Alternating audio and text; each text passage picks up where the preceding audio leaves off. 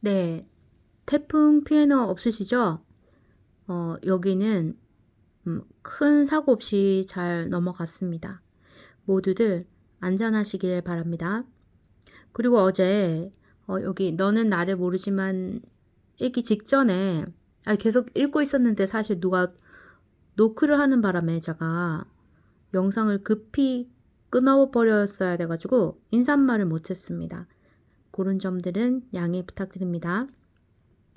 자, 우리는 챕터 4 자기 프레임 세상의 중심은 나에서 너는 나를 모르지만 나는 너를 알고 있다. 이 부분부터 또 독서하도록 하겠습니다. 자기 프레임을 과도하게 쓰다 보면 나는 너를 알지만 너는 나를 모른다는 착각을 하게 된다. 자신은 결코 치우침 없이 객관적으로 다른 사람을 바라보지만 다른 사람들은 자신을 있는 그대로 보지 않고 끊임없이 오해한다고 생각한다. 나는 타인에 의해 끊임없이 오해받고 왜곡당하지만 나는 너를 잘 알고 있다고 믿는다. 이런 오해는 집단 수준으로까지 확대된다. 우리의 집단, 우리 민족은 다른 집단이나 다른 민족에 의해 왜곡되어 그려지고 있지만 우리는 그들을 제대로 알고 있다고 믿는 착각을 불러일으킨다. 일본 사람들은 우리 민족을 잘 몰라. 도대체 브리짓 바르도가 우리 문화를 얼마나 안다고 우리를 야만인으로 규정하는가? 라고 붕괴하지만 우리가 다른 문화를 얼마나 오해하고 있는지에 대해서는 무감각하다. 나는 너를 잘 알지만 너는 나를 잘 모른다 라는 생각의 뿌리를 좀 더 깊게 파헤쳐 보기 위해 우리 연구팀은 다음과 같은 연구를 수행했다. 이 연구에 참가한 사람들에게 두 가지 질문을 던졌다. 첫 번째 질문은 처음 만나는 사람과 10번을 만날 기회가 주어졌을 때 몇 번 정도 만나면 그 상대방을 정확하게 파악할 수 있다고 생각하는지 물었다. 반대로 그 상대방이 자신을 정확하게 이해하기 위해서는 자신과 몇 번이나 만나야 한다고 생각하는지도 물었다. 두 사람 모두 초면이었기 때문에 서로에 대한 사전 지식이 없기는 마찬가지였다. 응답을 분석한 결과 사람들은 상대방이 자신을 이해하는데 필요한 시간보다 자신이 상대방을 이해하는데 필요한 시간을 적게 보았다. 이 말은 나는 상대를 빨리 간파할 수 있어. 이런 거겠죠?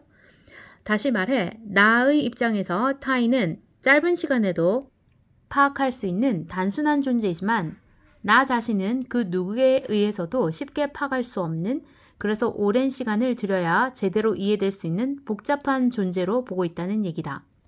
나는 한눈에 척 보면 너를 알지만 너는 척 봐서는 나를 모른다는 생각이 깊게 깔려 있는 것이다. 어떤 사람이 단 5분 만에 당신이 어떤 사람이라고 단정한다면 무척 화가 날 것이다. 그런데도 당신은 5분이면 충분히 다른 사람을 판단할 수 있다고 자신한다. 사람들은 다른 사람의 내면이 겉으로 드러난다고 믿기 때문에 겉으로 보이는 특징적인 몇몇 행동을 보면 그 사람을 이해할 수 있다고 생각한다. 걷는 모습, 머리 스타일, 옷 입는 스타일, 목소리 크기, 글씨체, 좋아하는 색깔, 자주 듣는 음악, 이런 단서들이면 충분히 그 사람이 어떤 사람인지 파악할 수 있다고 믿는다. 글씨를 조그맣게 쓰는 사람은 성격도 소심할 거라고 한다든지, 발라드를 좋아하는 사람은 창의성이 없다고 믿는다든지, 심지어 라면을 먹을 때 면을 먼저 먹는지, 국물을 먼저 먹는지를 보면 그 사람의 성격을 알 수 있다는 등의 황당한 주장도 나온다. 만약 애인이 넌 혈액형이 B형이라서 내 결혼 상대로는 적합하지 않아 라고 말한다면 어떨까? 또 당신은 너무 소심해 라고 말하는 상대방에게 왜 그렇게 생각하느냐고 물었더니 넌 글씨를 너무 작게 써 라는 대답이 돌아온다면 편안한 자세로 앉아서 발라드를 감상한다는 이유로 상사가 더 이상 창의적인 일을 맡기지 않는다면 당신이 이런 상황을 겪는다면 분명히 어이없어 하면서 자신이 제대로 평가받지 못한다고 발끈할 것이다. 어떻게 감히 그러한 사소한 이유를 가지고 나의 내면을 판단할 수 있단 말인가? 하고 말이다.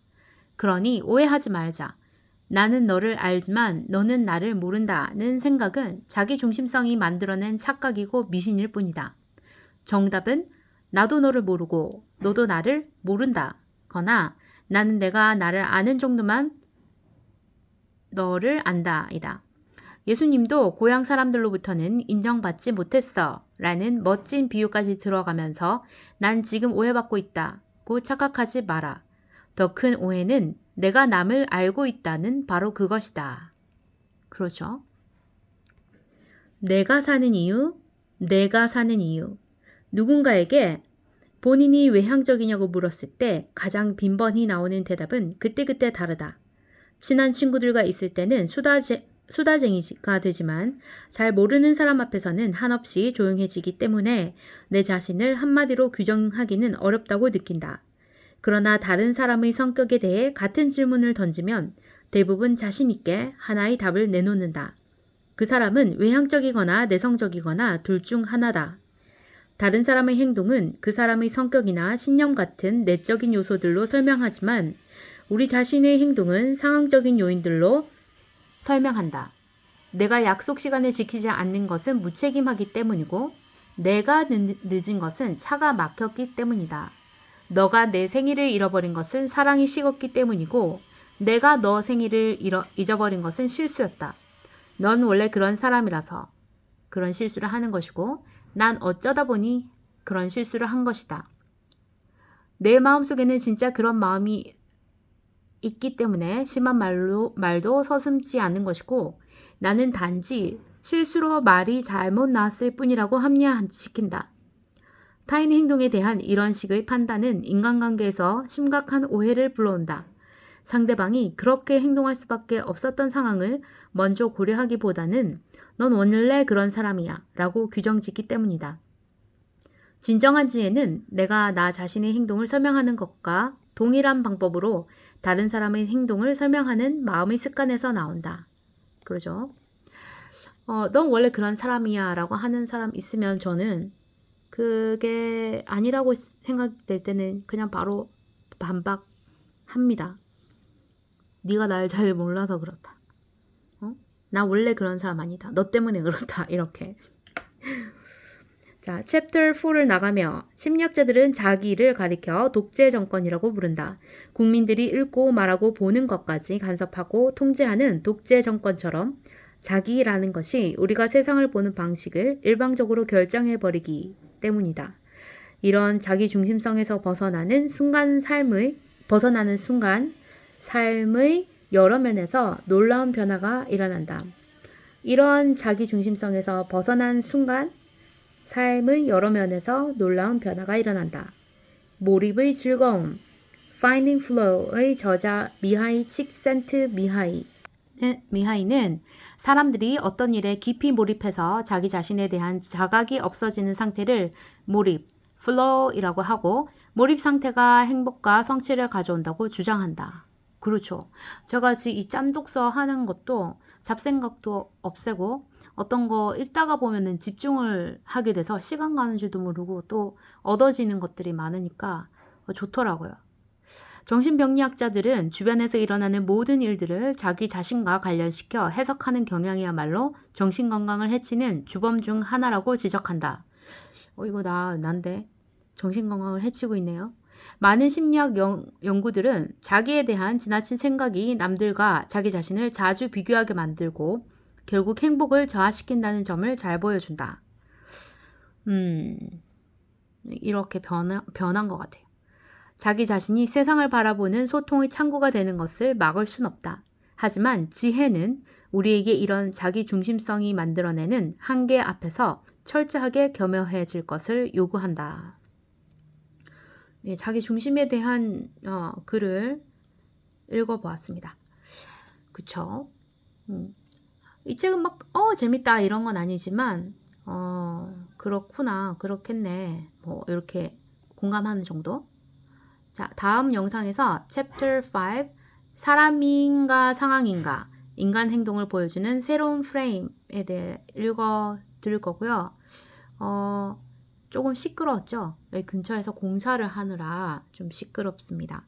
그리고 중간중간에 문자가 올 때 뭐 진동 소리가 난다든지 뭐 또 갑자기 끊어진다든지 뭐 그런 상황이 있더라도 우리가 완벽을 추구하는 삶을 살다가 보니 너무 스트레스가 많은 상황이잖아요.